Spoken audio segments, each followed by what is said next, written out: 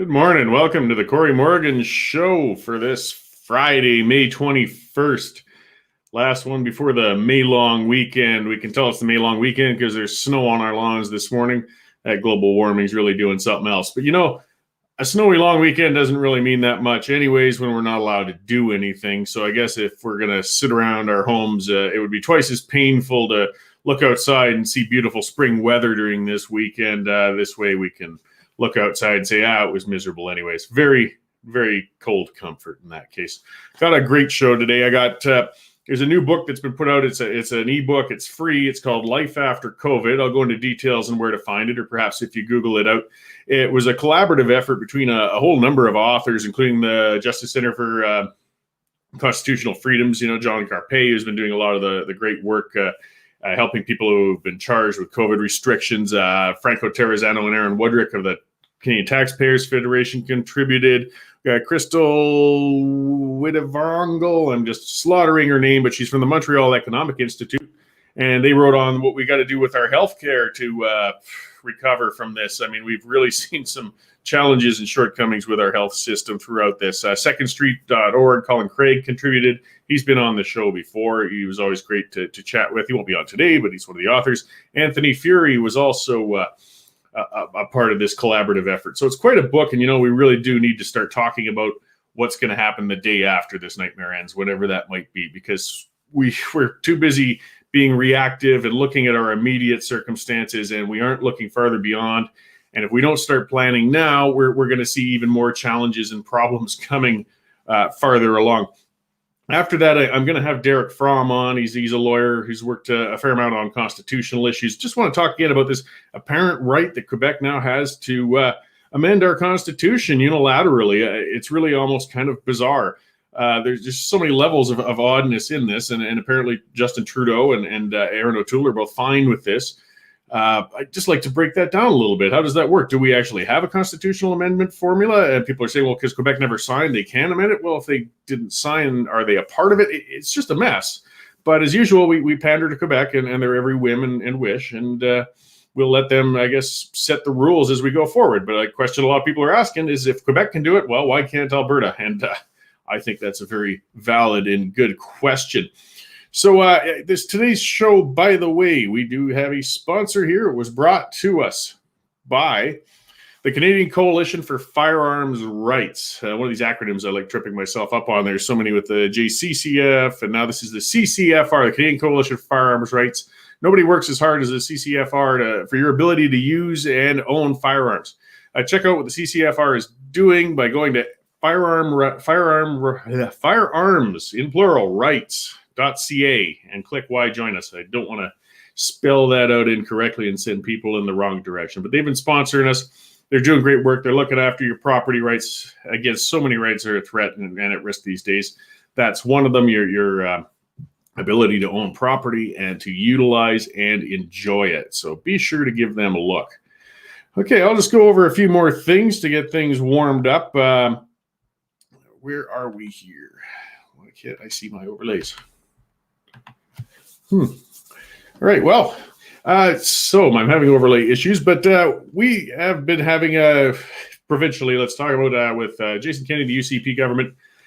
They cheekily called it weekly leaks. We're basically getting live streaming and have been from the caucus meetings of the UCP. This is part of a bigger thing. As people are getting frustrated with it, without doubt, and I'm certain that a number of staffers and the premier are out for blood right now. I mean, they can't get privacy within their caucus meetings. Jason Kenney kicked 2 people out of caucus, last week, as we all know. I had them on Monday's show. And still, whenever he holds a caucus meeting, the Western Standard is getting info in real time as the meeting progresses, which makes it difficult for them to plan when they're all afraid to speak. I'm kind of mixed on this. I mean, it's I don't know. It's an indication that definitely of how dysfunctional caucus is right now. And there's a lack of loyalty. There's a lack of comfort right now in the UCP. They can eject all the members they want. The remaining members are obviously discontent, a number of them, and they're leaking inside information as fast as it comes out. Jason Kenney just has so many problems going on right now. And unfortunately, this is yet another one of them. we report on things, we expose them, and it's great.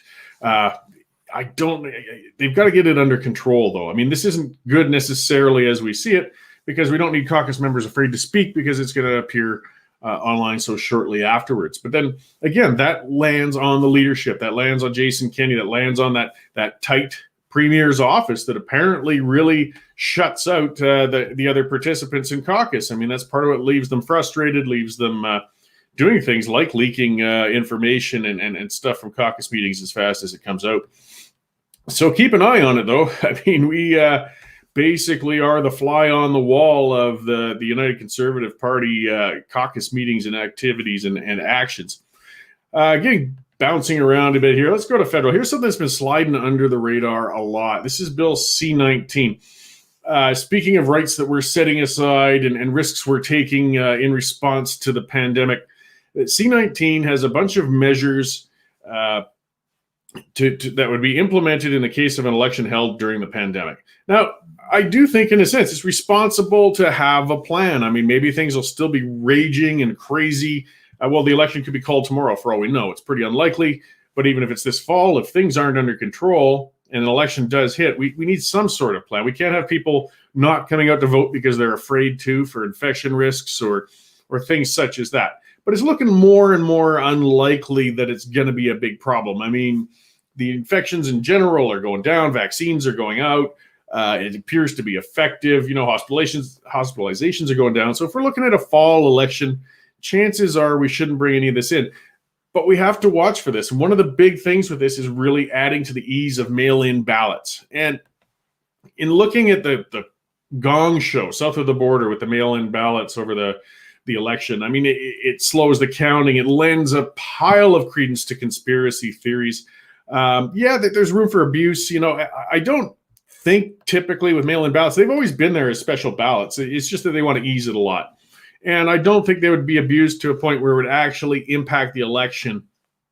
But that's just speculation on my part.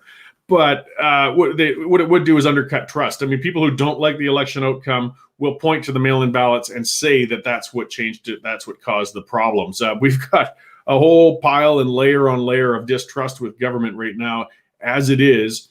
And I don't think it'd be really wise dipping into freaking everybody out over mail-in ballots. Another thing it adds is giving a 3-day election period rather than a single day for people to come in and vote, assuming it's run responsibly, but that's a big ask of the government. I guess that isn't necessarily a problem. Those who really want to come out will come out and vote. I mean, to stand in line and vote is really no more dangerous than standing in line in Walmart or Costco these days. But the crazed inconsistency of our restrictions, our rules, and our laws, it does make it difficult to know what's considered safe or acceptable day by day. We saw that with the government responses with, drive-in movies where they burned. I mean, they shut down drive-in movies all over Alberta until the Tsuut'ina First Nation said, no, we're going to hold ours, whether you like it or not. What are you going to do about it? And then the government suddenly backed off and said, you know what, we're going to allow drive-ins, because they would much rather back off on their own policy than get into a scrap with First Nations right now. I understand that from the sake of the government's self-preservation instinct. But then it starts to make you question, well, was there ever a health basis then for banning these? Are you actually putting us at more risk because you're afraid of getting into a pitched battle with First Nations? Both answers are pretty ugly here, guys. So political optics are actually more important than the actual health aspect of it. I mean, I think most of us know it was stupid to ban the drive-ins in the first place. I mean, this was a move of some pointy-headed bureaucrat who thought they had a bright idea. It's no worse to sit in your car waiting for a red light than to sit in your vehicle and watch a movie. But some clown and the government thought that it would be a good idea to ban these. But again, these things just keep eroding our trust. I mean, we're wondering how arbitrary are the health measures? Each and every one of them, you start questioning, well, is this just something they came about with a whim or not? And again, questions of whether the government's in control of itself or not. I wrote a column on that recently with the brilliant idea of using drones to spy on people while they're camping in provincial parks and government areas. That really was an idea. Some nitwit really thought that we should get drones and have them fly out. It laid out the whole description of what they're going to look for. We're going to make sure there's not more than 10 people gathered in a spot and things like that. You can't even escape to go out camping without potentially having a drone hover over your campsite and having some dork in a car doing a head count and how many people you got sitting around the campfire so you can be fined down the road. It's insane. And of course, the government backed down on that as soon as that got exposed. I don't think they backed down because it's a bad idea. They backed down because they realized they stepped in it. But again, who's in control? Who's running these things? What are you guys thinking? I mean, have you read 1984? Do you remember the Big Brother is watching you thing? The reason it was considered so odious because people don't want to be walked around, don't want to walk around and be watched by state officials and government at all times. It's just not tolerable. So the drone idea went down. But again, why did they even try it in the first place? You guys are just nuts, I swear. The government is just out of control. They can't seem to figure out if they're coming or going. They've reversed on more policies than they've implemented, but they seem to be churning out more foolish ones, as fast as they can get burned and get rid of the old ones. So again, I mean, it's debatable on vaccines and such. I'm not going to get into that discussion. The bottom line is, the infections are going down. Hospitalizations are flatlined. Our system's not being overwhelmed. We are moving towards the end of this pandemic nightmare. I mean, it's still going to drag on. The thing that gives me fear is the zero risk cult. And I swear they are a cult. There are people who will fight the relaxation of every restriction no matter what we do. I mean, we're seeing it in the States. Everything is always premature in their minds. Well, let's bear in mind, they went crazy when Texas opened. Went crazy. That was months ago. Oh, my God. Even Stephen King was online. There's an authority on health. And he was talking about how Texas was being irresponsible. Gavin out in California was saying Texas was being irresponsible. Well, guess what? Their infections went down. Their deaths went down. They're perfectly fine. Now, 14% of them had a single vaccination at that point. That's it. Alberta's over 50% vaccinated at that first vaccination point right now. So, again, don't just keep pointing at vaccinations as an excuse not to open. I mean, it shows that the restrictions have a very limited impact on the actual infection rates, regardless of what some people seem to think. We can't legislate the bug away. We're trying, and we're certainly hurting ourselves in trying. So, I mean, I'm seeing that with this weekend in Banff, where they're down to 12 cases. Banff's my hometown. I grew up there. I was a very fortunate kid. I got to grow up in the mountains. Had a great time. Finished at Banff Community High School. And the Banff mayor right now, Karen Sorensen, has gone on. So we've got the May long weekend coming up. Banff has been just completely decimated by restrictions this last year and a half. I mean, they're just total. I mean, it's pure hospitality and service industry, and they've been shut down repeatedly over and over again. The restaurants are hurting.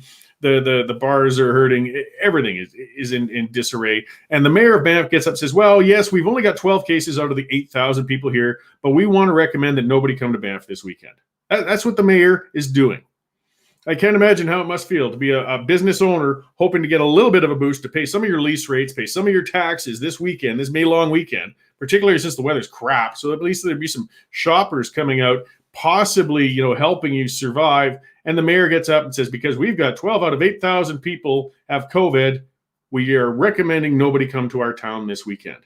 It's insane. They have really brought it to the zero risk point. She will not back down unless there is not a single known case in that town.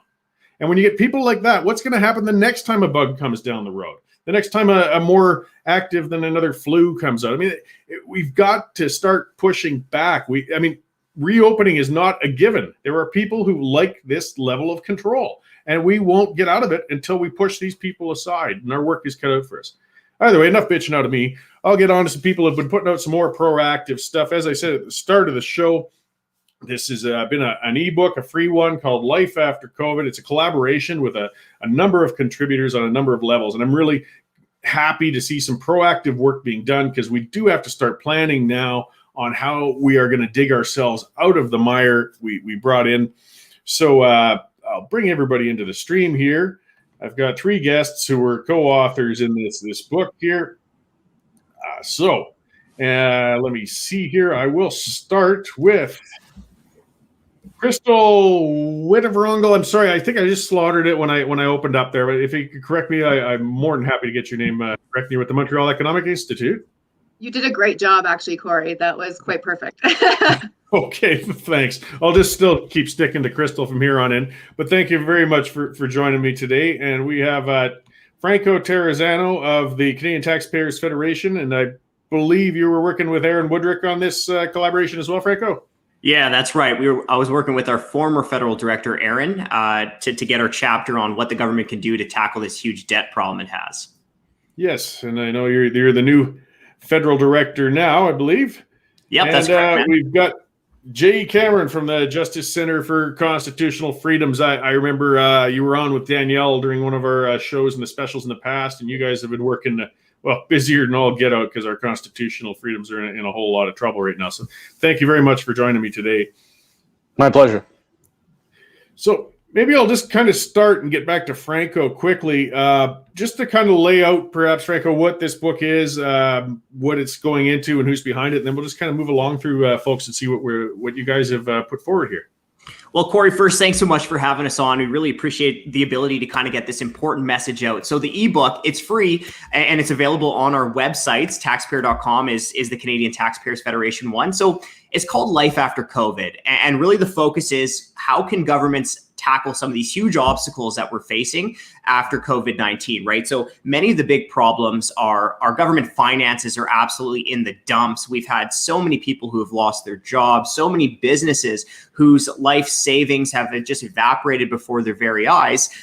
So many Canadians are also rightly concerned about our healthcare system and obviously all of the legal issues that are at play here. So we decided, our groups, the Canadian Taxpayers Federation, Montreal Economic Institute, the JCCF, we have the Canadian Constitution Foundation, secondstreet.org, and also post-media columnist Anthony Fury, we all got together and we figured out, well, how can we address some of these huge issues moving forward without calling for more government spending, without calling for more government debt and government borrowing. So this book is kind of a collaboration. We all come together to solve some of the big issues, but really in a taxpayer-friendly way.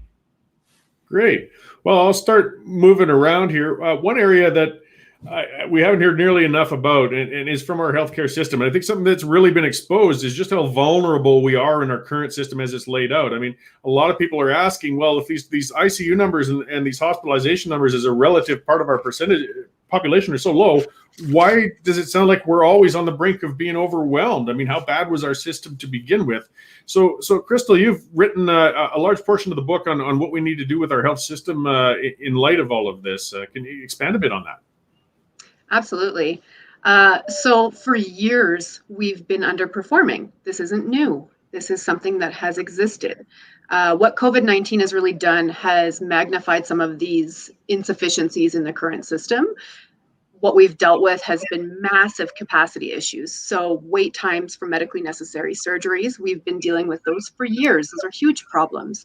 Hospitals are constantly overcrowded. This is not a new issue. This is something that we've been dealing with and throwing more money at. And so through the years, governments have been dumping money into these systems, both Canada-wide as a percent of GDP and provincial governments as a percentage of provincial budgets. And so we have to come to the point where we ask, okay, well, why do we still have these massive capacity issues with all of this extra funding?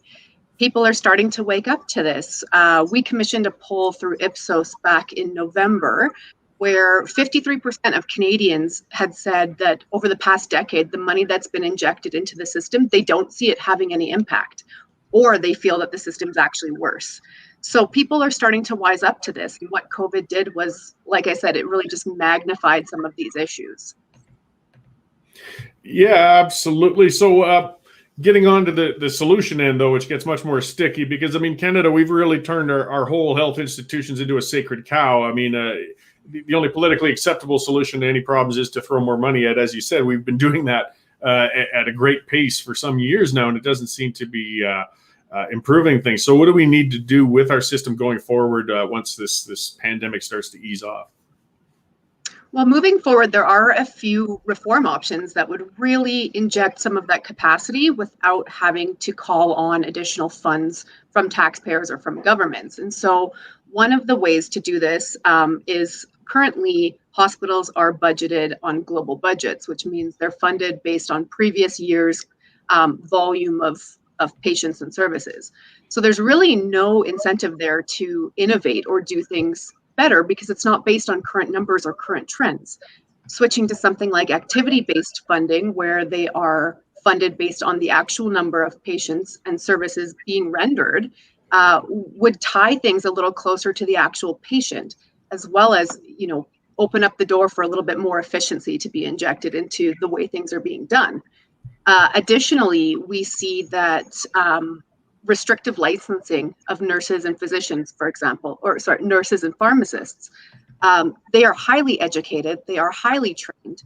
In a lot of countries, they actually have a broader scope of practice where they're able to diagnose and prescribe for minor ailments. And so we can see in our current vaccination campaign just how useful this would be to be able to mobilize these personnel. Another reform option would be to allow entrepreneurs to begin to provide some of the publicly funded services. So this would just unlock a whole bunch of resources overnight from the private sector. What we see with this is that also Canadians are getting more aligned with this way of thinking. In that same poll, 63% of Canadians had said that if the services were still funded under our universal Medicare system, they're open to the idea of entrepreneurs being involved. So the thought of not offloading some of this onto entrepreneurs who are willing to pick up that slack is ludicrous, really. These options exist and they're very easily mobilized.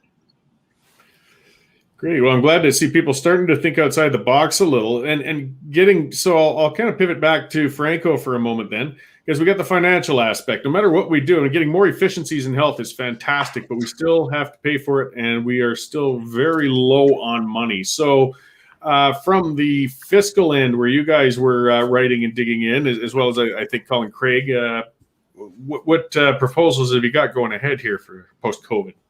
Well, Cory, first, I just want to add that Krystle's chapter on healthcare reform, I mean, it really made something completely obvious to me, and that was that more tax dollars isn't the answer here, right? And this is something that we know all too well here in Alberta, where we are one of the biggest per person spenders in all of Canada when it comes to healthcare, and we don't get the best results. So clearly, more taxpayers at this government healthcare system isn't the answer. We should be looking to more entrepreneurs to be helping in the healthcare system. We saw that done in Saskatchewan, right, where you had publicly funded, but you had private clinics deliver some of the day operations, and it's significantly reduced costs. And that is what the government is trying to do here, little by little. One of the big issues in Alberta is over who should be pouring the coffee, who should be doing the laundry in hospitals. And certainly we don't need government employees to be doing that. Of course, the private sector could help share the burden there. Another thing I just want to point out in healthcare is that, well, we've seen all over the world where there's industrialized countries who allow their entrepreneurs and businesses to play a bigger part in delivering healthcare services. Now, when we look at the bigger picture of government debt, it's one thing is clear is that we have so many governments across the country who are up in their eyeballs in debt, right? The federal government just released its budget, and within a few short years, it is going to be doubling the pre-pandemic debt.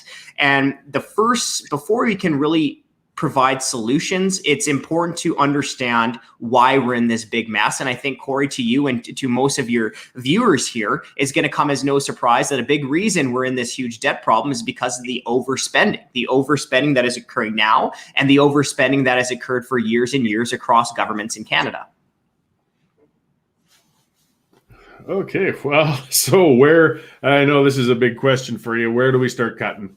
We've covered this in some other chats. That's the hardest part, though. That's where, the usual suspects are going to light their hair on fire. Where do we go to get that spending under control? Okay, yeah. I mean, fantastic question. I mean, first, we have to understand that there is areas to actually find savings, and there was significant areas before COVID-19, right? So even just talking about non-COVID-19 budget items, well, we were running massive deficits before 2019, and that's when the federal government was spending at all-time highs. So clearly there's a room for cuts. Now, specifics, well, you got to start at the top, right? You have to start with politicians. You got to start with our members of parliament, who, by the way, have received not one, but 2 pay raises during COVID-19, while so many people have taken huge cuts, while so many, and I should say private sector people have taken huge cuts, while so many people have lost their job, and while so many businesses have shut down, we've still seen our members of parliament take pay raises. Now, the big area, excuse me, for governments is the bureaucrats, right? In Alberta, more than half of the Alberta government's operating budget goes to bureaucrats. And we've talked about this before, but thousands of provincial government bureaucrats saw pay raises. At the federal level, they have no records of their unionized employees ever taking a pay cut. So clearly, we need our government bureaucrats to share in the burden. And a third option is you got to cut the corporate welfare. One, it's a bad way to grow the economy. We don't need politicians picking winners and losers, right? When you let politicians pick which businesses should succeed, you might as well just send them to the casino, because they have absolutely no incentive to get it right. So the corporate welfare needs to be cut. And instead of using that to grow the economy or try to grow the economy, politicians should just be lowering taxes and letting us keep more of our own money in our own pockets.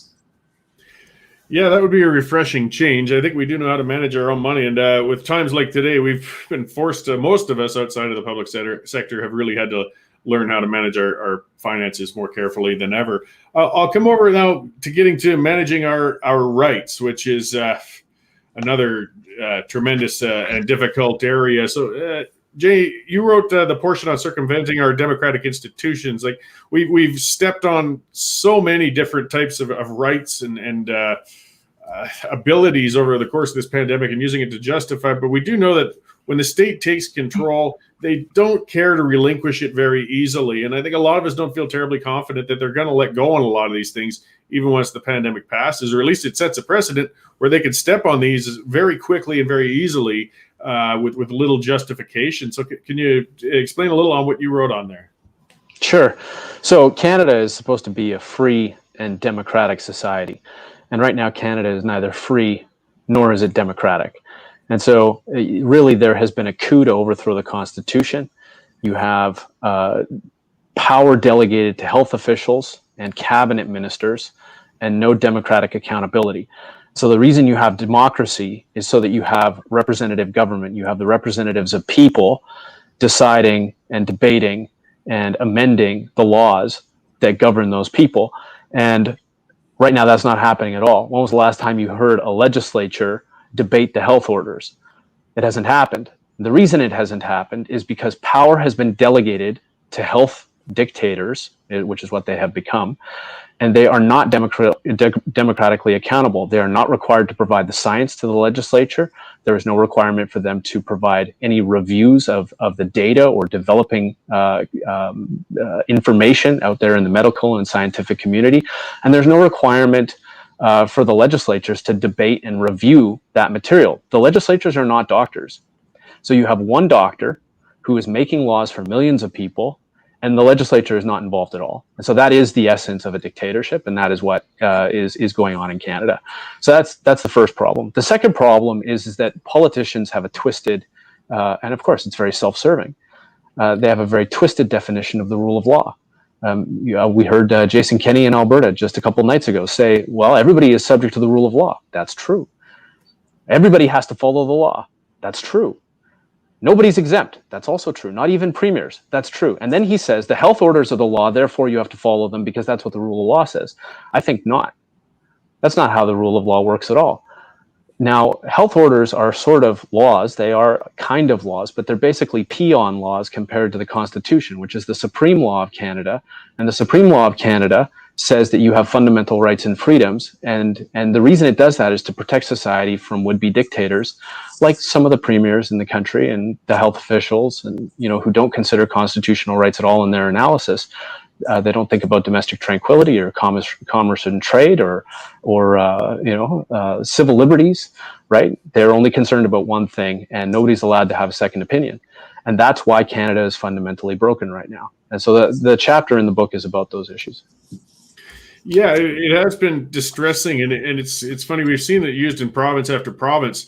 We see leaders actually kind of playing ping pong with if they're putting something out, at times the premier will say, well, it's my authority to do this. And at other times, no, we're doing this because our chief medical officer said to do this. But it's sort of a way that they can just keep bouncing back and forth on legislation or rules and laws. And it really confuses a lot of us on who's really running things and who's in charge. Yeah, these people are politicians, and you can never forget that when you analyze what they're doing. And the medical officers of health are a very convenient buffer, a scapegoat, if you will, between the politicians who are accountable to the electorate and the health officials who are not. And so, of course, when anything unpopular happens, it's easy to point the finger at the doctor and tell the public, well, it's not my fault.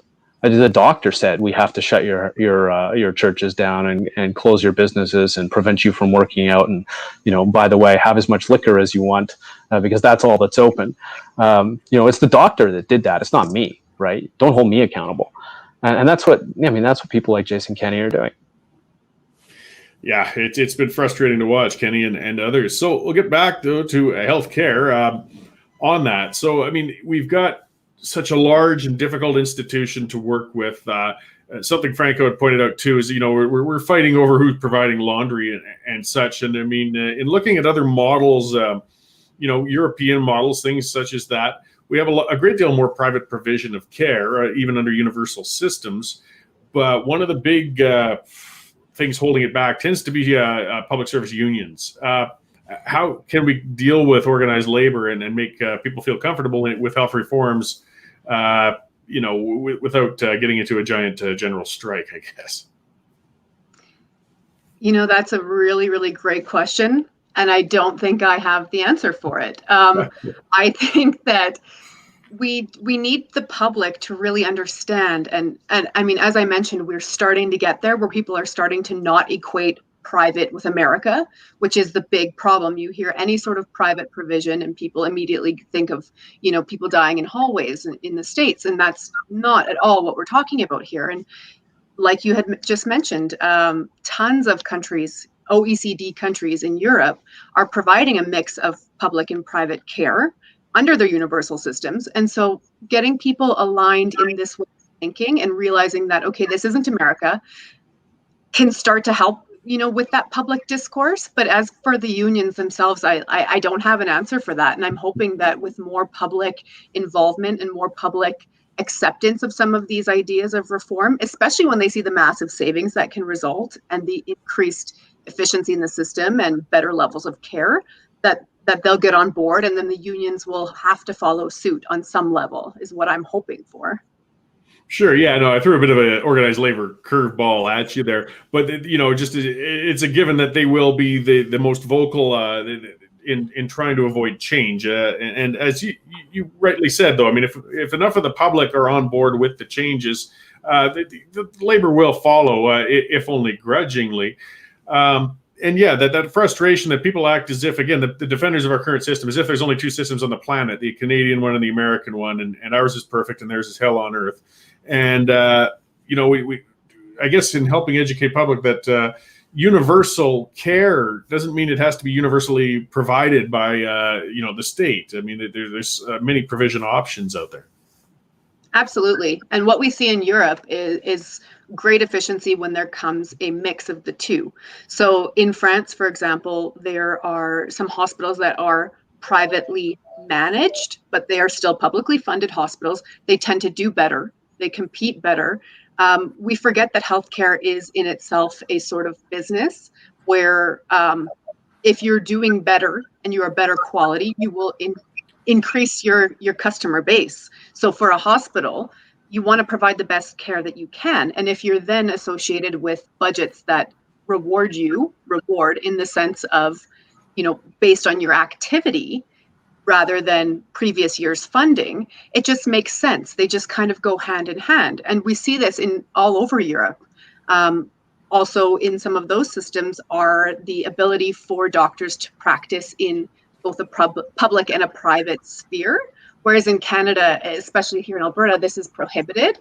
And so it really makes them have to decide one way or the other. Whereas in Europe, there's a little bit more flexibility and these systems tend to do better. They have better outcomes, lower wait times, they cost less, and they also have more medical equipment and innovations. So Like you said, there's more than two systems. Yeah, well, and capacity's been an issue, and as well, I think a diversity of care. One of the things that people forget is that mental health is a part of healthcare, and pharmaceuticals are a large part of our healthcare, and neither of those are covered in our universal system. So we may get some of the best care on earth once we get through the waiting line into our facilities, but find out that we can't afford the medications they prescribed, or perhaps the therapy that one might need if they've got other challenges. We're certainly seeing a lot of mental health stresses and challenges throughout the course of this pandemic right now. Absolutely. And they're only expected to increase along with a bunch of other conditions. I mean, we've seen with lung, renal, cardiac, and neurologic conditions that are complications of COVID, we're expecting to see massive costs associated with that down the line, just related to the virus itself. In addition to these extra costs that are coming on with COVID-19. So we're piling that on top of our already backlogged systems. We have to make up for over 350,000 postponed surgeries that have come up over the course of COVID, or been slogged off over the course of COVID, rather. And so where is this going to come from? You know, people are always screaming about there needs to be more and better, but where is it coming from? It doesn't materialize out of thin air, which is why we need to do something different and do something better.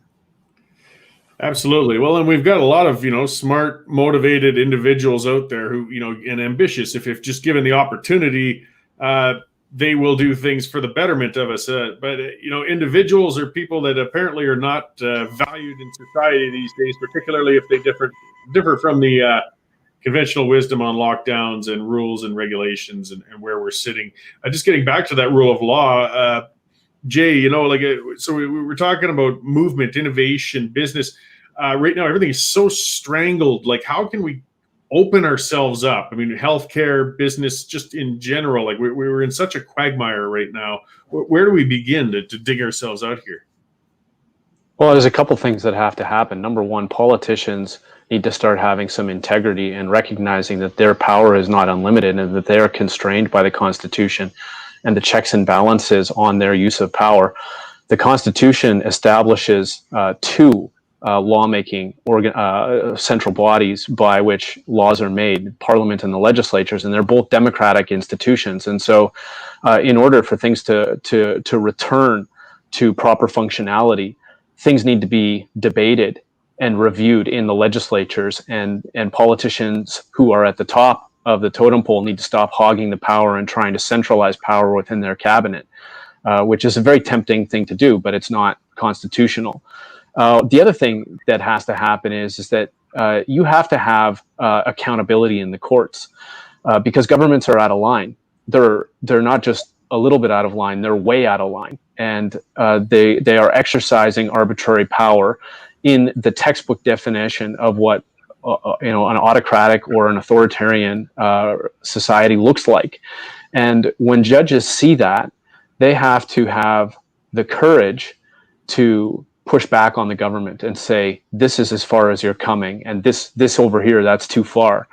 And one of the reasons why Canada is so far behind the reopenings of so many other countries is because judges thus far in Canada have allowed government to get away with far too much. And I do believe that the accountability is coming.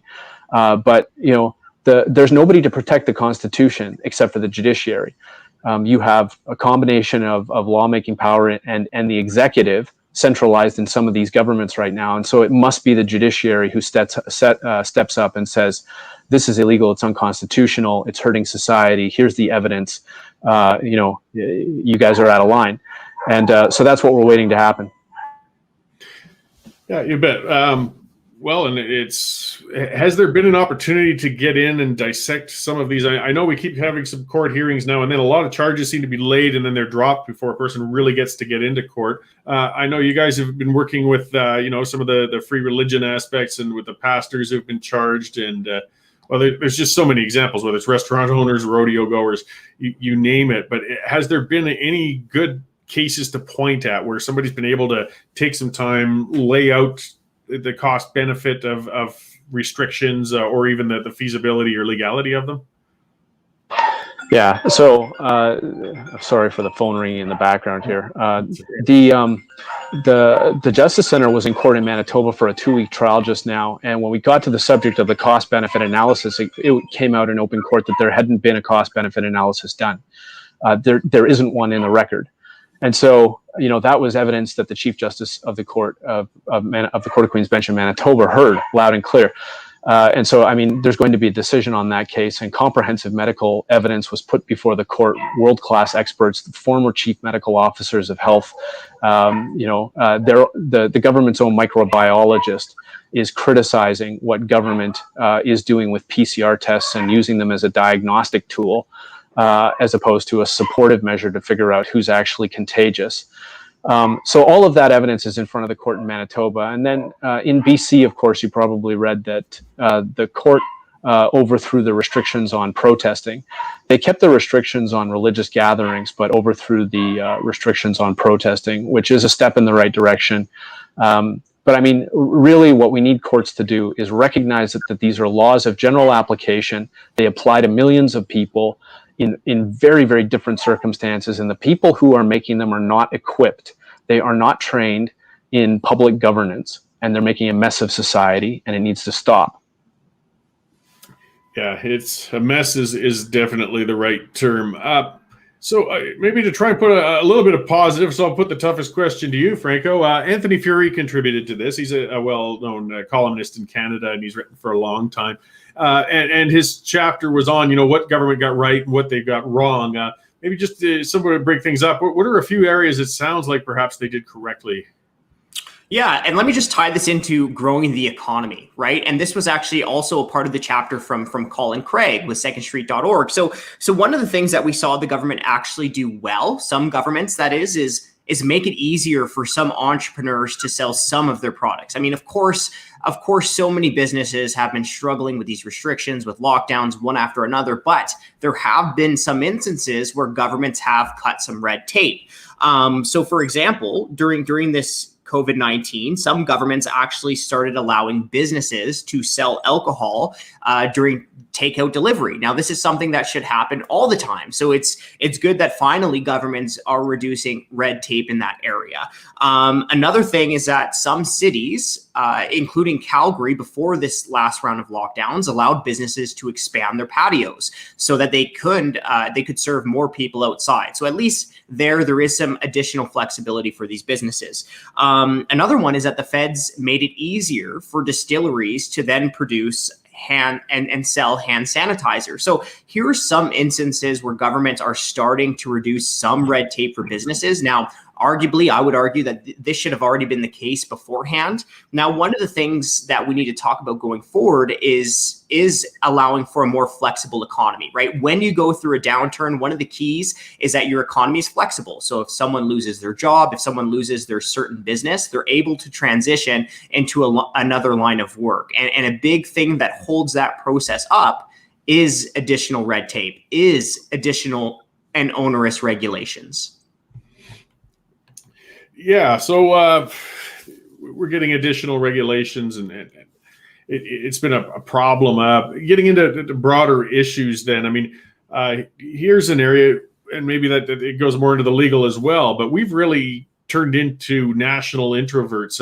An area of enterprise that's really been hurting actually are people going from province to province, whether it's labor mobility or products and things. We've seen provinces locking down movement between each other.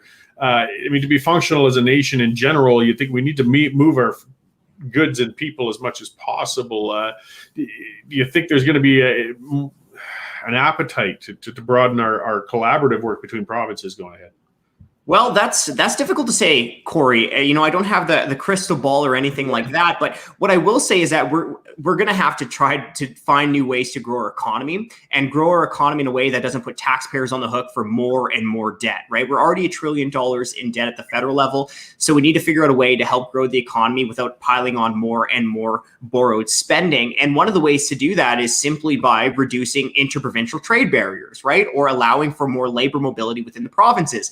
Now, maybe Jay can talk about the legal angle on this one, but the Constitution, at least when you read it in plain English, seems to make it clear that trade should be free within Canada. However, trade is not free within the Canadian market. So some businesses in British Columbia have a hard time selling to customers in Ontario, for example. Now, these interprovincial trade barriers are costing us billions and billions of dollars. Removing these, having an actual free market in Canada, would be an easy taxpayer-friendly way to help grow the economy. The second one, Cory, which I know you're all too familiar with your past career, is all of these strangling regulations on our resource development, right? Our political system chased away the Kinder Morgan company when it wanted to spend billions of its own dollars to build or to expand the Trans Mountain Pipeline. We saw the feds reject Northern Gateway. We saw the feds move the regulatory goalposts on Energy East. Now, one of our co-authors, Colin Craig with secondstreet.org, he's been tallying all of these delayed or stalled natural resource projects in Canada, and the cost is absolutely staggering. So we have lost about $215 billion over the last 5 or 6 years because of governments getting in the way of natural resource projects. Yeah, and that's frustrating. I mean, again, we're in tough economic times. We are seeing actually world demand for petrochemical products growing, and we're sitting on some of the best resources in the planet, ethically sourced as far as that goes, and we're busy shutting them in. We are fighting ourselves in trying to develop this. I mean, people want these social programs, they want this spending, but they're also the same people are quite often determined to shut down every possible means we have of generating that revenue. It's one of those areas we really need to get to work on deregulating for sure. And unfortunately, not to be the bearer of even more bad news, it seems like things are getting worse, right? We saw Bill C-69, the No More Pipelines Law, Bill C-48, the discriminatory tanker ban. On top of that, we have Trudeau piling on higher and higher carbon taxes, right? It's supposed to get up to $170 per ton by 2030. Guess what? That's going to cost more than 180,000 jobs across the country. On top of his first carbon tax, he's also getting ready to hammer Canadians with a second carbon tax through fuel regulation. So when it comes to economic development, we're seeing the government move in the absolute wrong direction when it comes to these additional regulations on a resource development. And I've already talked about all the other tax increases that have happened, even during COVID-19. Yeah, it's an ugly picture all over the place. We'll get to health. Something to look at. I mean, if we could reform. So I imagine, Krystle, that you're looking at actually changing or reforming the Canadian Health Act, because that's what really has us as constricted right now and limited in what we can do, right? No. Okay. Actually, it's well, the Canada Health Act is kind of the overarching legislation that dictates really how governments must operate to be able to access federal funds. So the federal government's kind of movement or involvement with our healthcare systems is really as a funder in that sense. And so it's up to the provinces. They are the ones that actually are responsible for the legislation kind of governing their own systems. So here in Alberta, for example, there's legislation, and I can't remember the exact acts, but that really limit what doctors can do in what ways and in what systems. So it's actually the way forward would be moving towards those smaller pieces of legislation. It's not towards the Canada Health Act. And if the federal government were to disagree with some of these moves, the penalization is really monetary. They can withdraw some of the funds. They can penalize provinces by financial means more so than legislation means. Okay, yeah, I guess that gets back to something that people forget from way back with the Alberta Agenda or Firewall there. Actually, one of the things that was proposed in that way back with Stephen Harper and the others was that Alberta should just run its own course in health reform, and we could afford, at least at that time, to tell Ottawa to get stuff because they would cut our health transfers. And some of the discussion at that time, I believe when the Canada Health Act was first brought in, it was supposed to be 50-50 in funding between the province and the federal government, and it is nowhere even vaguely close to that now. I think the federal government at best is maybe 15% of our health funding. So, but I mean, can we afford such a battle? Even 15%, in a loss could harm our provision abilities. It really could at this stage. But if we were accessing other options or increasing other sources of revenue that could come out of it in terms of entrepreneurial activity, that could also help in that regard as well. And I think it was October or November, might even have been more recent than that, but the premiers, a number of them have actually gotten together and said, hey, we need more from this Canada Health transfer. Our health costs for our provinces are massive. So they've been lobbying with the federal government to increase the Canada Health transfer. In terms of where we sit as a province, we're not looking too good financially. Franco can speak to that a lot better than I can, but opening up to other sorts of funding coming into the healthcare system might be an option as well. Well, absolutely. For economic growth, I mean, it's something that people almost always say is once they get into Canadian facilities and to our professionals, they're some of the best professionals on earth. I mean, we got fantastic, skilled people and resources, but our system makes it impossible to say, as they call it, medical tourism. We could bring people in from outside to pay and help subsidize us in a sense if we could just decentralize that system a little. Another area where we got crunched in our health system with capacity was that our hospitals, of course, I mean, if you've got an infectious problem, you can be closing off entire wings of hospitals or having staff quarantined. And that's where you're putting off a lot of procedures, as you said, hundreds of thousands of procedures. I think Jay was mentioning it too. If we could have facilities outside of hospitals, I mean, knee surgery clinics, hernia surgery clinics, things like that. And there's been a lot of constitutional battles over the one in Quebec, the one in BC. Are those areas that we should be looking at examining more into as well, I imagine? Well, Saskatchewan back in 2016, I believe it is, they kind of opened up to this as well with the Saskatchewan Surgical Initiative. Their wait lists went down magically with this as well, but it did take a lot of money. It wasn't just opening up the delivery of some of these services, it was also increased funding. I believe it was in December, it was either 2019 or 2020 here, where Alberta is starting to expand a little bit in this area as well into having more private delivery of these publicly funded surgeries. So I believe it was kind of on the orthopedic side as well, knee and that sort of thing, which is great. It's definitely a step forward, but it's not the solution in the sense of longevity, I don't think, because again, it's taking more and more money. So we need to find ways to kind of unlock some of the other resources or efficiencies that don't cost us more money. Getting people off these wait lists, I'm all for it. And I love the idea. I just think we need a little bit deeper of a reform to allow there to be other options engaged as well. Well, yeah, and even keeping some of our domestic money here in the system. I know of a number of people, including a very close relative of mine. I won't go into who she is, but she's going to Mexico to get a bunch of dental work done because it's far more cost efficient down there. And I know other people have gone to Montana to get MRIs and diagnostics done because they just don't want to wait. I mean, if they're going to spend the money, let's spend it here. Let's pay our local professionals, but we need to diversify our system in order to be able to accommodate that. I mean, and then everybody benefits, but that's a real big case that has to be explained to the public as they get fearful about losing universal care. Absolutely. And I think that almost anybody in a position where if they had the funds available to them, some people don't, and that's one thing, but some people are able to mobilize, savings or whatever. And if it gets you 1-2 years of better quality of life, rather than sitting on this wait list, waiting for a knee replacement, so your whole mobility and quality of life is just, down the drain, I think that most people would take that option. I know I would. I speak for myself, and I most definitely would. And if it involved me having to go to another country to do it, to get 1 year or 2 years back of my life, I would do that. We do see that. I believe Second Street had found that there was over $200,000 or surgery. They'd looked into this in any regard and saw that this is a much larger, widespread issue. There's tons of people doing medical tourism, as they call it, in other countries because you can't do it here. You can't get the surgeries even if you are able to put yourself in a position to do so.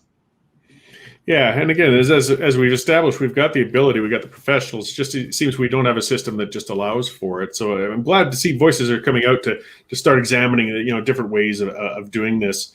So I'll get back to Jay here.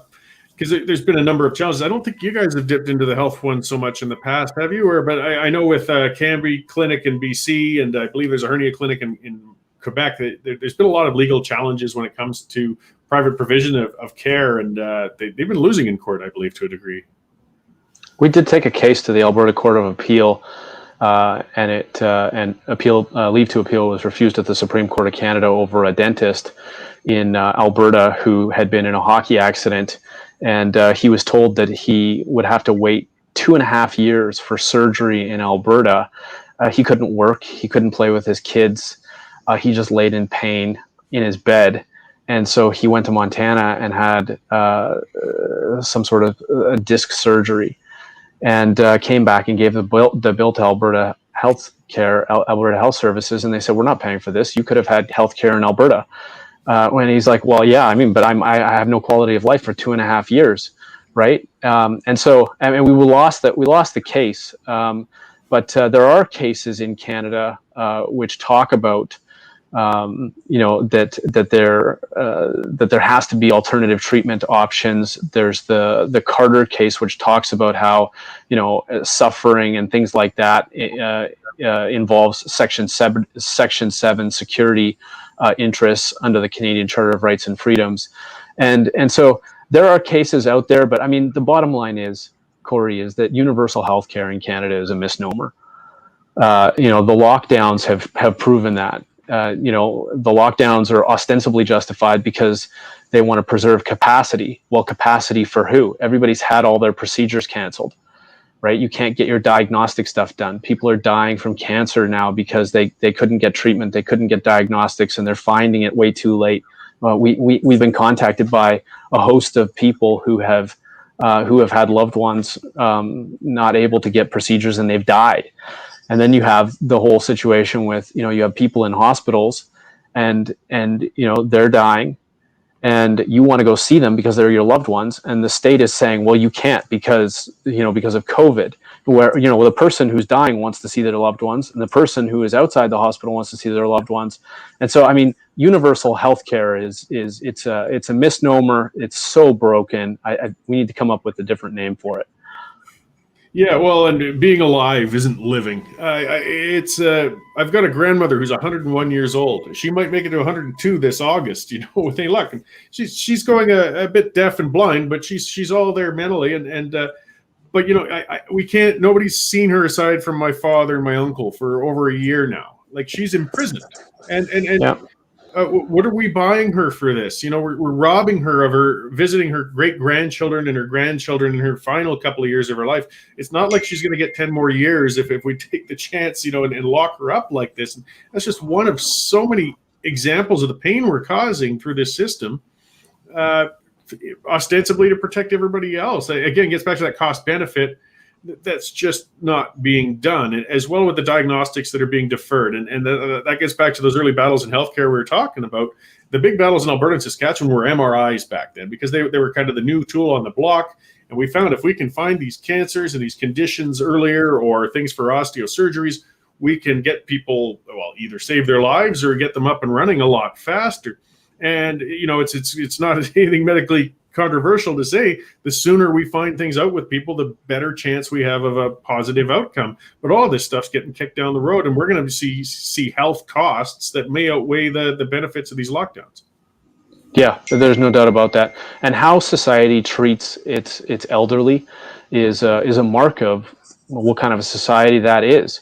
The elderly are the silent sufferers in Canada. And we sued the Ontario government over the inability of families to get in to see their loved ones in care homes, and eventually the Ford government relented and allowed them to come in. But that's a situation that has repeated itself across the country over and over and over, and it gets very little coverage in the media. But just because you get old doesn't mean that you don't have constitutional rights and freedoms in this country. You still have Section 7 rights, even though you're 80 or 90 years old. And so you don't deserve to be locked in a facility, locked in a room. You have people who are married.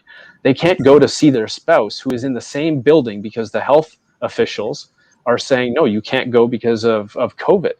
And I mean, it's broken. It is. And, as we kind of do the final round of chat here. Somebody had asked in one of the questions in the comments too, though. It sounded like you had some optimism or things are going to be coming ahead in court that hopefully will be positive, or at least some good examination you're looking forward to. Yeah, I mean, the Justice Center exists to sue the government and represent civil liberties for Canadians, and we're not going to stop. We're not going to stop with the lawsuits that we have. We're going to advance them. If we lose, we're going to appeal. The experts were meticulously gathered. It took months to do it. We didn't want to go off half-cocked. Some people brought lawsuits and didn't have experts. Their lawsuits were not well constructed, and consequently they haven't gone anywhere. You have to have the scientific experts to fight what is going on. We've got excellent experts. We expect to have progress here as in the months ahead, and we ultimately expect the Supreme Court of Canada to weigh in and say this is unprecedented, it's unacceptable, it's unconstitutional, and mistakes were made. I think that governments are perpetrating an illusion. It's a deception, right? They're saying on the one hand, this is unprecedented, and so we have to, because it's an emergency, do these things to you. But on the other hand, they're refusing to acknowledge that they've made any mistakes. And we all know that they've made tons of mistakes, but because of politics, they're refusing to acknowledge them. And it's disingenuous.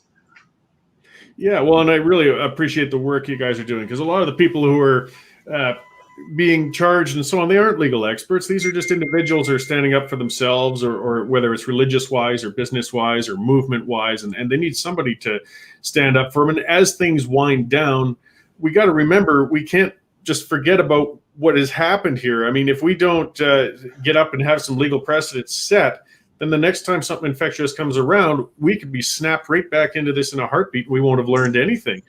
So, I mean, we can't forget, and say, oh, well, we don't need those challenges anymore. The pandemic's gone down. Well, no, we need them more than ever, because we know what can happen. So you guys are a nonprofit organization. It's jccf.ca, I think? Or?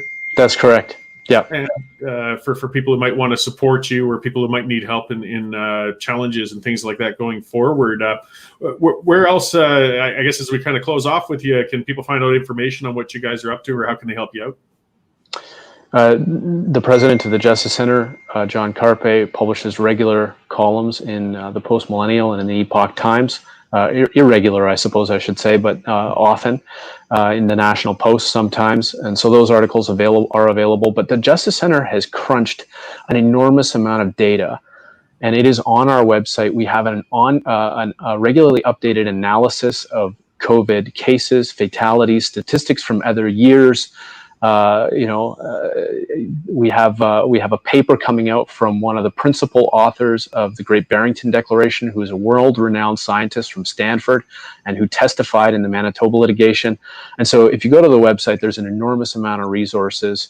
And of course, you can stay tuned for announcements regarding the litigation. Great. Well, thank you again, and please, keep up that good work. It really is appreciated. I'm sure it feels a little thankless at times. Lawyers get their share of abuse, but you do provide some valuable services for us as well. I still won't stop on making lawyer jokes, though I enjoy them quite well. So, Krystle, with the Montreal Economic Institute, what are you guys got going forward, and what does your institute in general do? Actually, I didn't introduce you terribly well to start with. Well, yes, Montreal Economic Institute, but is not just based in Montreal, as I am here in lovely Calgary. And we focus on a number of public policy issues, ranging over resources, health, finances, kind of everything. Everything's a public policy issue, and we look at it, we dissect it. There's great studies constantly being produced by the Institute, iedm.org.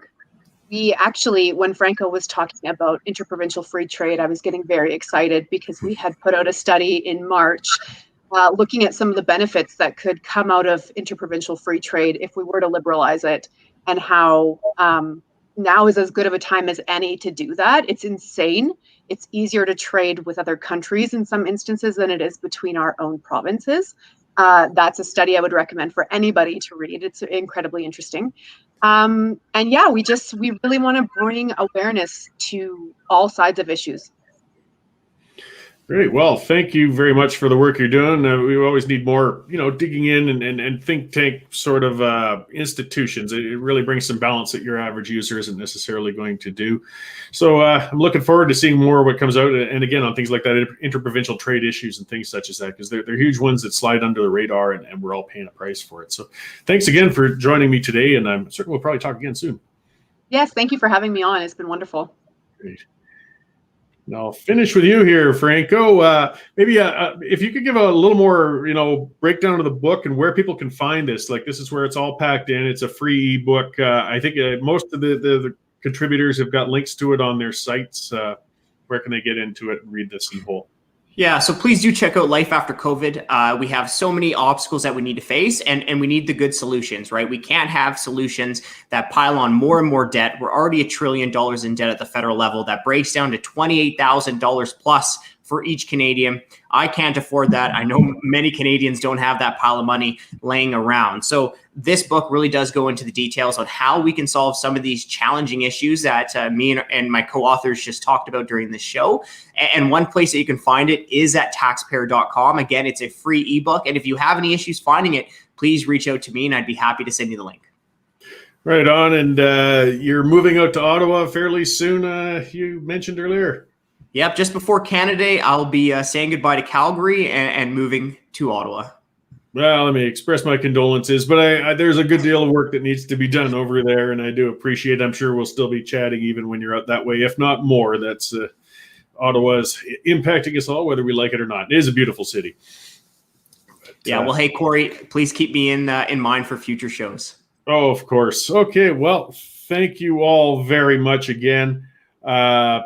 It was a good informative talk, and part of what I wanted to, get into is, yes, just some planning, some positive. I mean, there's a whole lot of negative we spoke on, a whole lot of negative things have been happening, but we do need to plan on making them positive farther down. We need foresight, we need planning, we need policy changes. So the book lays out about a bunch of that, that this pandemic's not over just with the end of the infections. We've got all the bills to pay. We've got the policies to examine, and this group of people has put together, again, a really good online publication. It's free. It's out there. Give it a read, and it can help you plan for the future. So I'm going to take a short break here. Nathan Gita, who does our show on Tuesdays, Wednesdays, and Thursdays between 10 and noon, has taught me how this works. Because in radio, you get commercial breaks where you can escape. We do have sponsors, but I don't quite have those. So I'm going to take a 1-minute break here and step away. And then we'll chat. And as I said, I'm going to have Derek Fromm on. We're going to be talking about that Quebec's apparent ability to amend our constitution at will. And, maybe why not? If they can, perhaps Alberta can. So just hang in there, and I will be back shortly.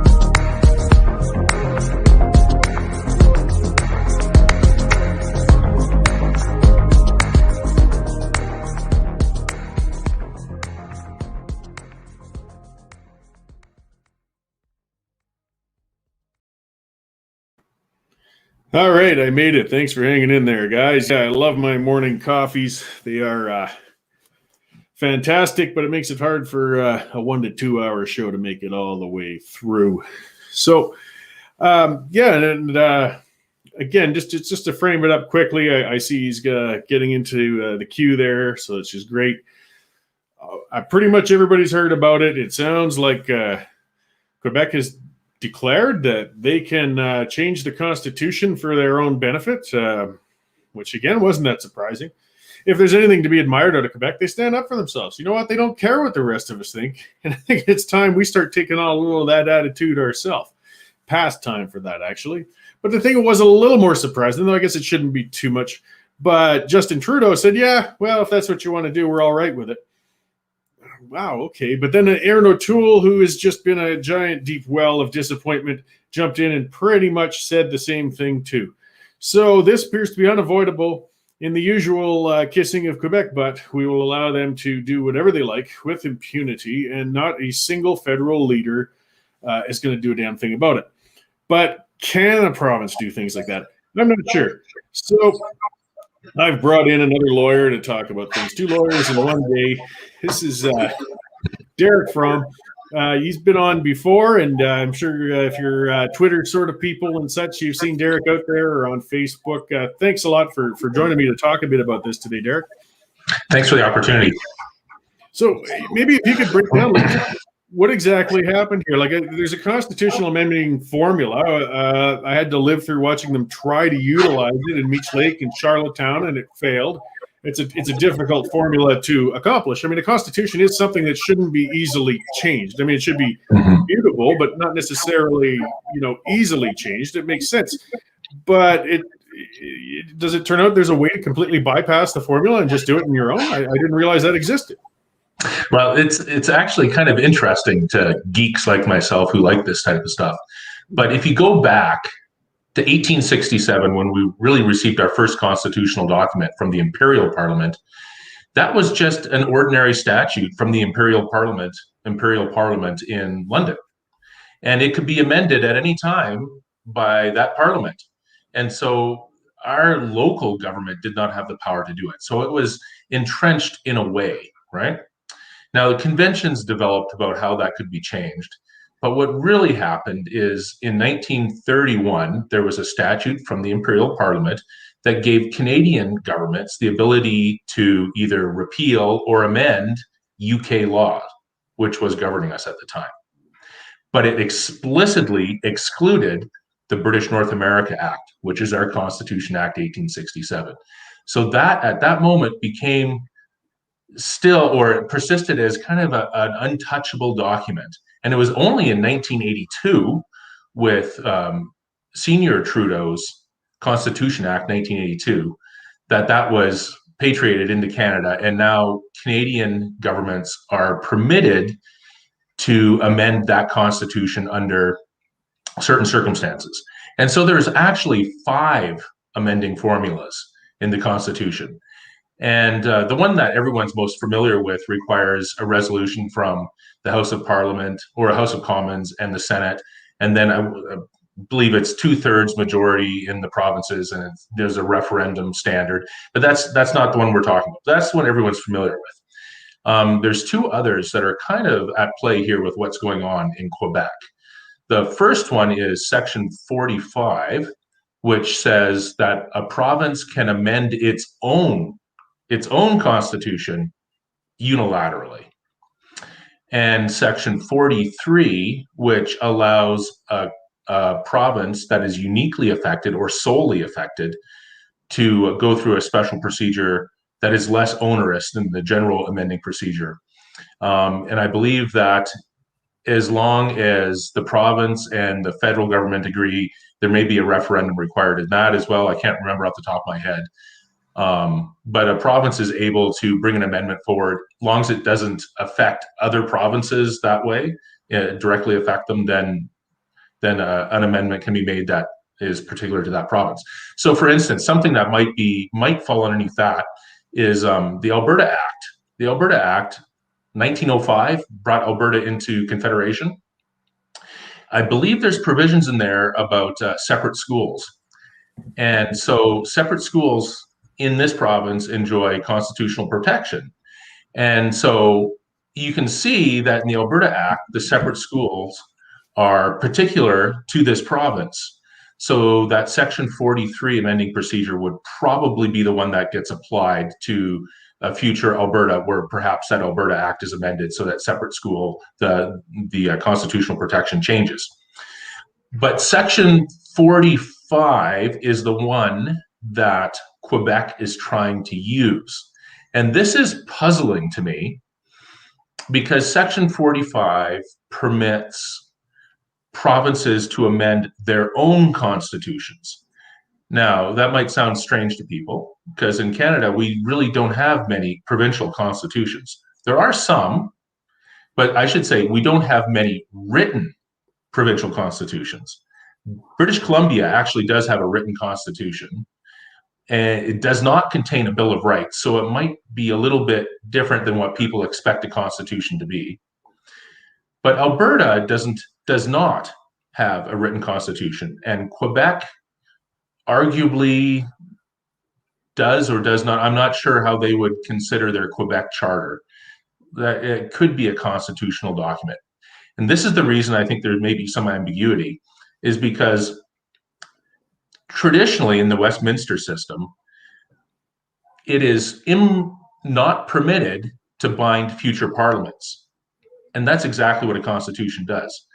So if you try to entrench a statute and say there's a very onerous amending procedure for this ordinary statute and try to elevate it to the level of a constitution, under the traditional rules of the Westminster system, that's not permitted. And so our constitution is kind of a unique thing in Canada because we weren't able to amend it. And in 1982, then once we became able to amend it, there are very onerous rules. And I'm not sure I've ever heard a really good explanation for how that was allowed at the time, but it was, and it is the law. So I'm not sure how a provincial constitution would be in that sense, how it could be enacted or enforced or amended. But there is a procedure from the 1982 Constitution Act that says provinces can do this. But we do have unwritten constitutions as well. And Alberta, for example, has been asked, what's the unwritten constitution? So things like I think the Alberta Bill of Rights might be included in there. Some of the independent officers of the government, their acts were included there, like the Auditor General, other such things. So we do have some sort of quasi-constitution in this province, but we do not have a Bill of Rights. And when I hear people ask for a constitution, it is perfectly permitted for Alberta to enact its own constitution, including a Bill of Rights. But it has to, the interplay between it and the federal government will be important. Now, back to Quebec. So what Quebec has done here is they've brought two amendments forward. And under their power in the Constitution Act 1982 to amend their own constitution. But using that power, they're trying to slip new provisions into the Canadian Constitution, which is kind of an interesting sleight of hand. They're using the power in Section 45, apparently, to add Sections 90. Let me look at it here because it's a very strange thing they've done. 90Q1 and 90Q2 to the Constitution Act 1867. Now that's just in front of the provisions that divvy up power between the feds and the provinces. That's sections 91 and 92. So just before that, Quebec is trying to slip in Quebecers form a nation. I'm not sure what nation is. That's interesting. Well, I mean, imagine if we put that in there, that's going to open a whole giant can of worms on I think it will. Yeah, agreed. And the second one is Quebec shall be the only, French shall be the only official language of Quebec. And then it goes on from there. But slipping those two things in just before section 91, 92 in a federal constitutional document is fascinating to me. Because as you pointed out, nation, I'm not sure how we're supposed to understand that word.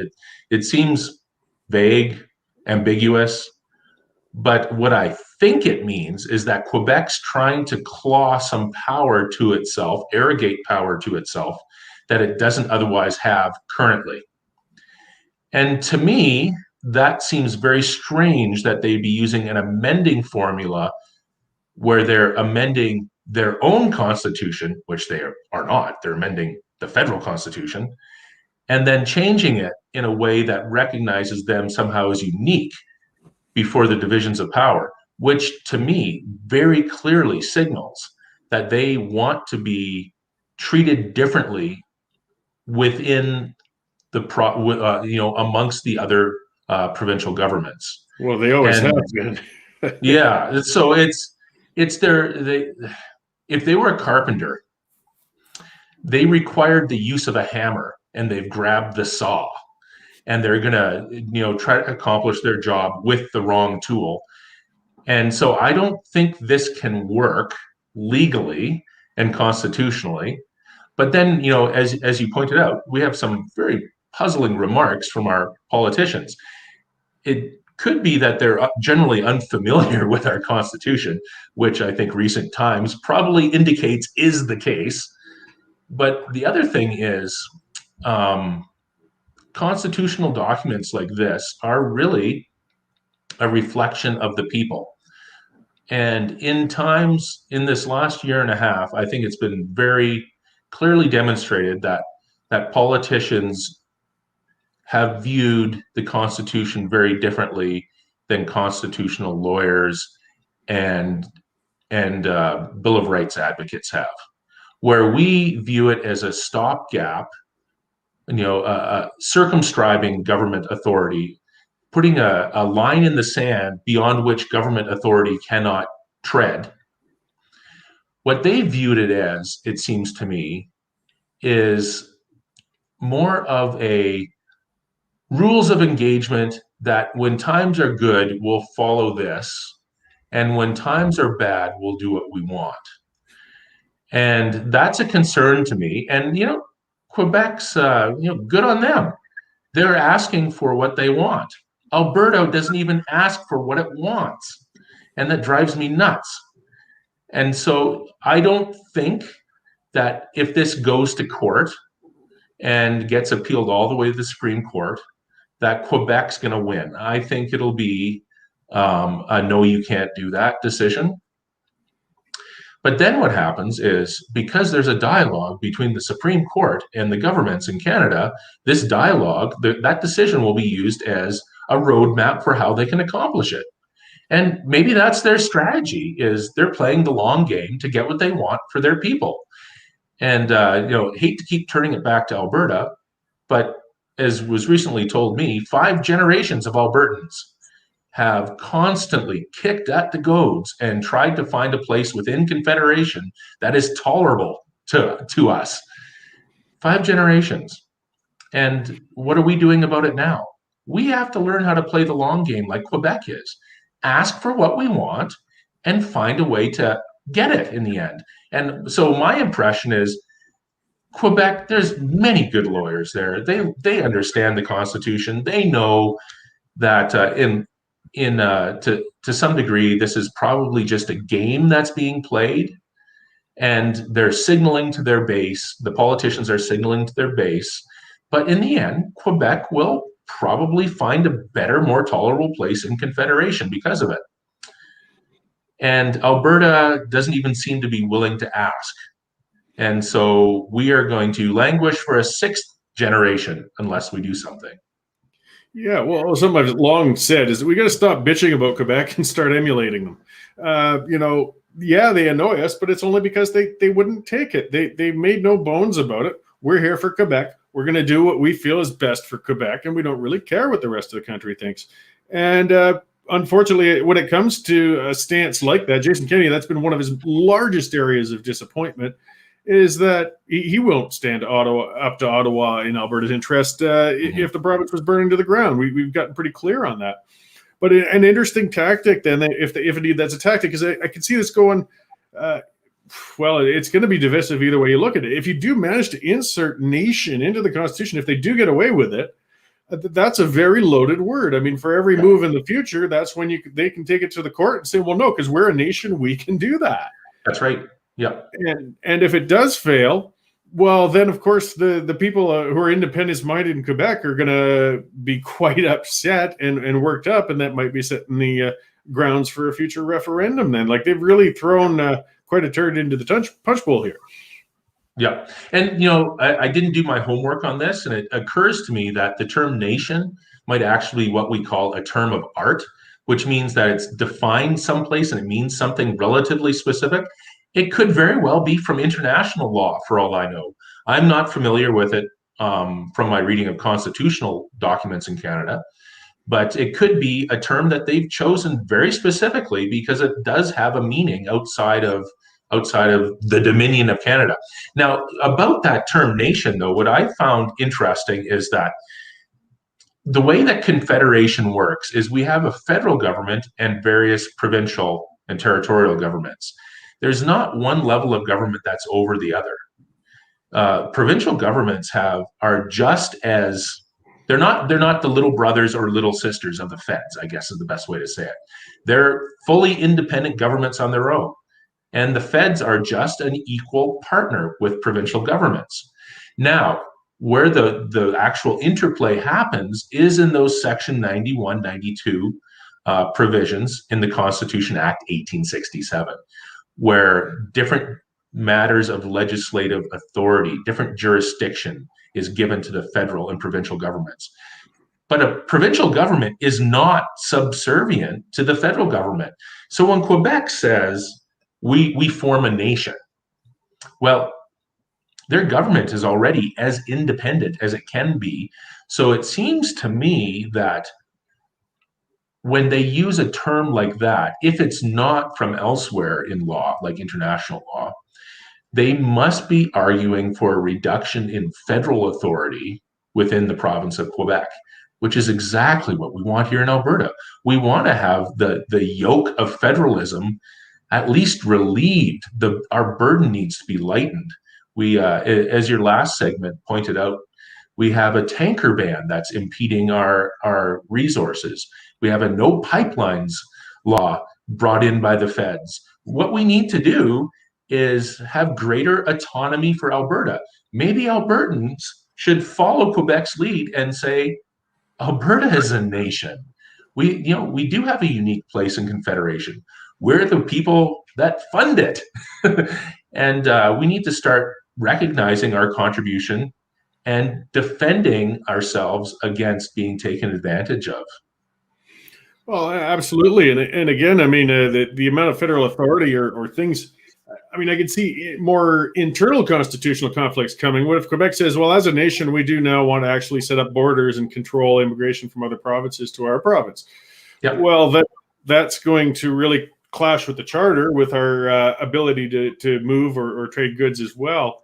It's just going to be an interesting endeavor as it goes along. I mean, how far and how deep does this definition of nationhood go?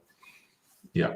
And that was, if I remember correctly, immigration was one of the 5 things that Quebec really wanted to have control over in the when the original discussions were going on for the Constitution Act 1982. So that's been a long time concern. And I believe that was also brought up again in Meech Lake. I mean, this is a little bit beyond what I can remember. As I was a child at the time these things were going on, but that's my recollection, and that's probably a very good example. And they probably are going to assert some authority over that. That's beyond what they currently have. Yep. Yeah, well, and I was in my late teens during all of that, but I was a dork, so I was following it pretty closely. And terms like distinct society, and then that evolved into sovereignty association, all of these different things to say that we are a nation within a nation. But now it seems to be getting a little more defined of just saying, you know what, we're a nation whether you like it or not. Yeah. But so I appreciate you coming on to add some clarity and also add some muddying into the waters to the whole thing, though. Constitutional law is, well, it's forever open to interpretation, and that's why we have the courts and the never-ending battles, which is dry and painful as they can be, are pretty important to us. Yeah. So thank you for going further into that, and I share the point of view. Again, we shouldn't be cursing about this. We should be watching it, examining it, and seeing how we can utilize the same moves for ourselves. I mean, it's time. We're not getting any favors out of Ottawa. So what mechanisms can we use to defend ourselves? And perhaps Quebec's really struck upon something that we can all benefit from. Though I don't think that's what Trudeau and O'Toole had in mind when they said, you guys go to town. Well, we'll keep the years interesting. A new project to work on once the pandemic is finished. So I'll let you get back to your work there. And where can we find more information on what you're up to these days, Derek? Well, I do write occasionally for Western Standard, and there's an issue that's been bugging me for a long time. And I'm going to write about it soon, I promise. And it's about how the role of the Supreme Court was originally envisioned in Canada. And I'm trying to find a way to say it politely and politically, and still maintain some credibility as a lawyer. So watch for that. Western Standard is a great place to get honest and good coverage of daily events, but also editorial comment that is outside the mainstream, but still extremely thorough and based in the facts. Yeah, no, we always appreciate your pieces, and going into areas that just other publications aren't. So no, I'm looking forward to that, and I'm sure we'll be talking again soon. Okay, thank you, Cory. All right, thanks, Derek. Have a good one.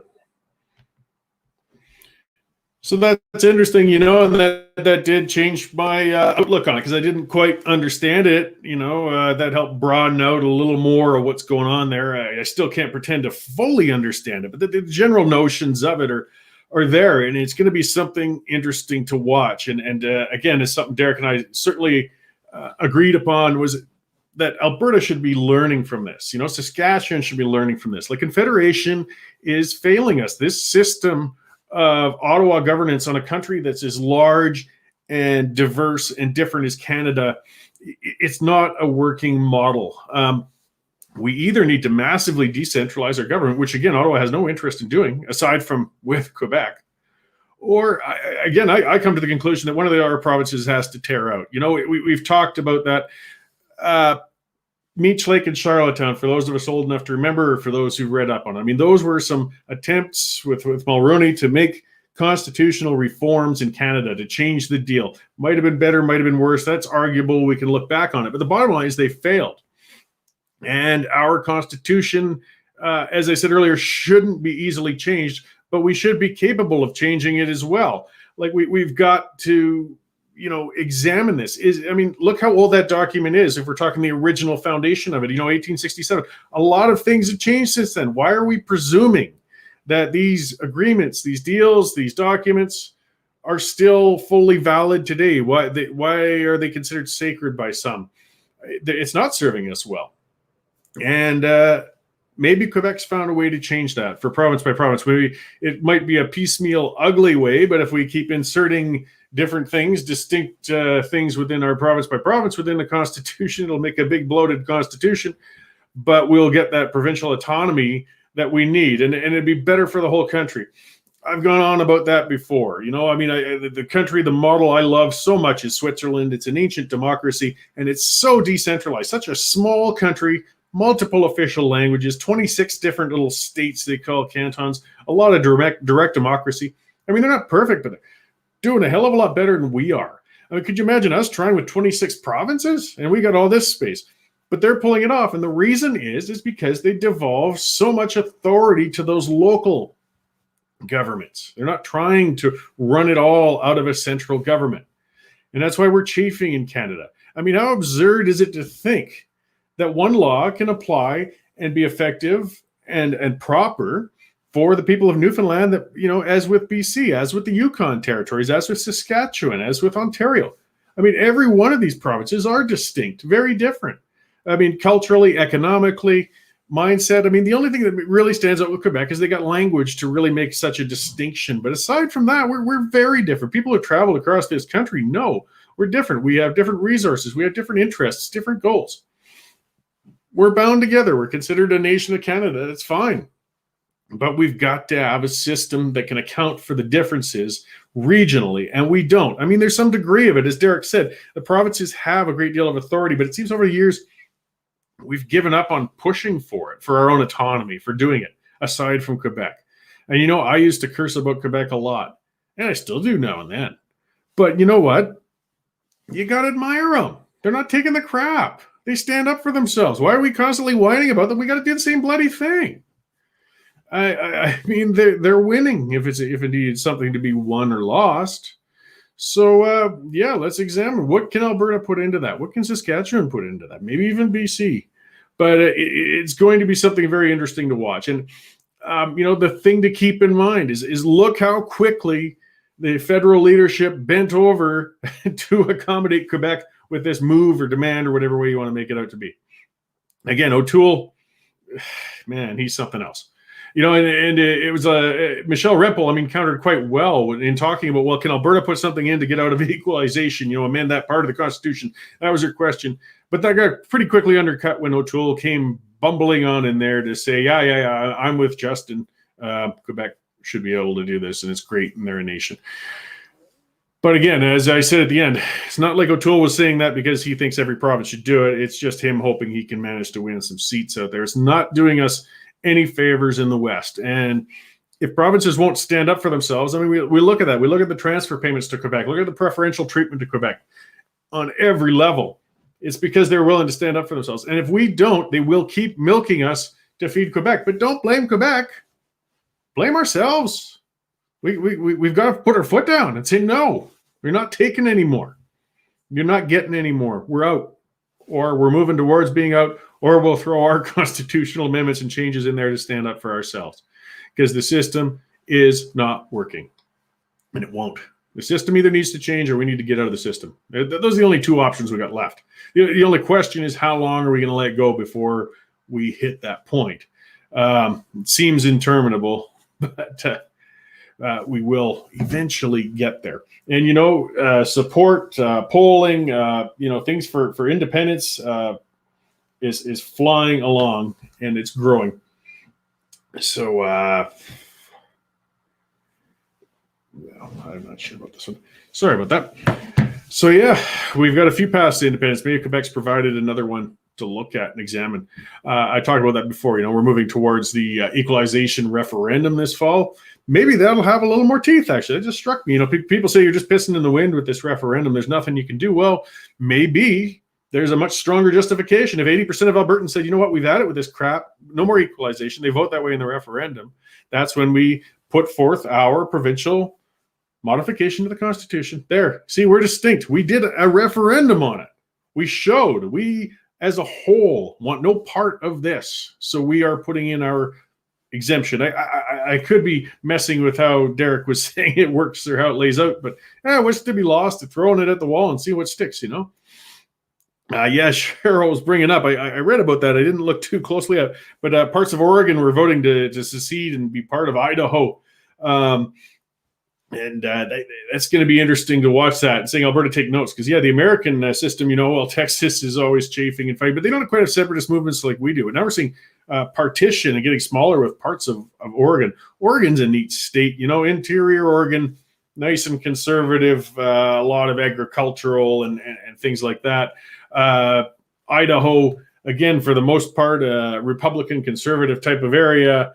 So you can see why they get along. Aside from my mother up in Sandpoint with her Democrat support and things like that, but that's a separate issue. In Oregon, you get Portland, the land of insanity down there, and Eugene and just this collection of knobs. And now parts of Oregon are saying, well, we don't want to be a part of that anymore, and they're breaking off. We're seeing it around the world, perhaps.